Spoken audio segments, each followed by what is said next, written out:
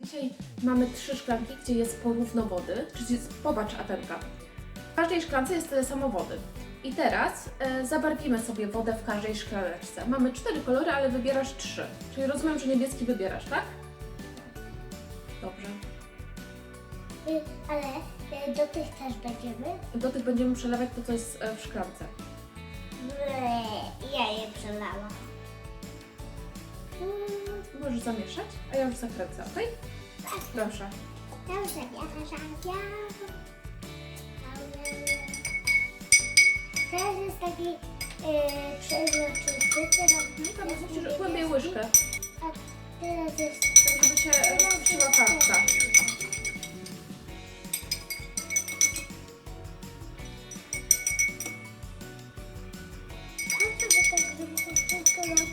No żebyś miał ładny kolor głęboki. Dobrze, jaki kolor teraz wybierasz do drugiej szklanki? Teraz czerwony. Dobrze.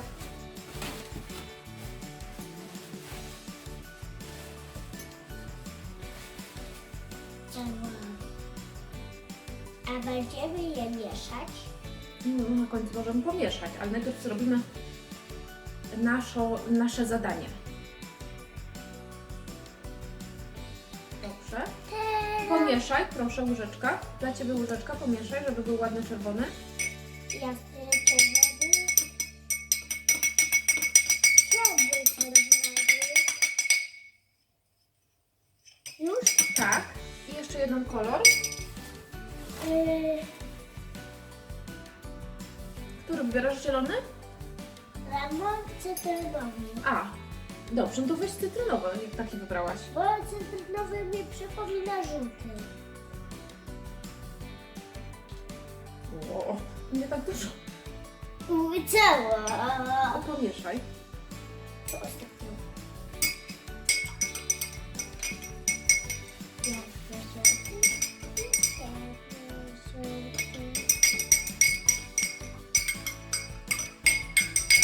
Żeby być taki ładny żółty, to trzeba tak zamieszać. Dobrze, i teraz nasze zadanie polega na przelaniu, czyli przelewamy do 3 naczyń. Tutaj do tego naczynia będziemy przelewać. Niebieski. No dobrze, proszę, niebieski. Całość. Teraz Dobrze. zobaczymy, ile farby zostało. Nie. Teraz do tego.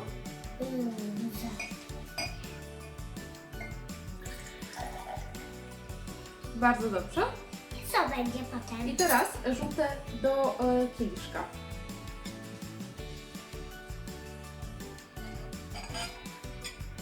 I Świetnie. co teraz? I teraz jest pytanie dla Ciebie.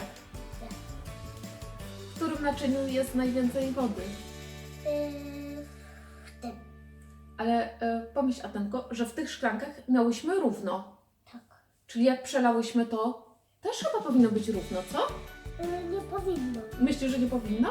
Bo tak, tak i tak. No, inna jest wysokość tego płynu, bo są różne naczynia, ale zauważ, że objętość jest taka sama.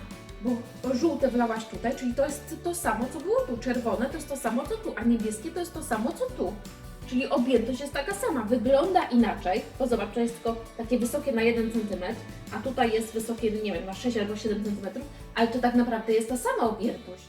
Rozumiesz? Rozumiem, a teraz jak tak? No to świetnie, to teraz możesz sobie pomieszać.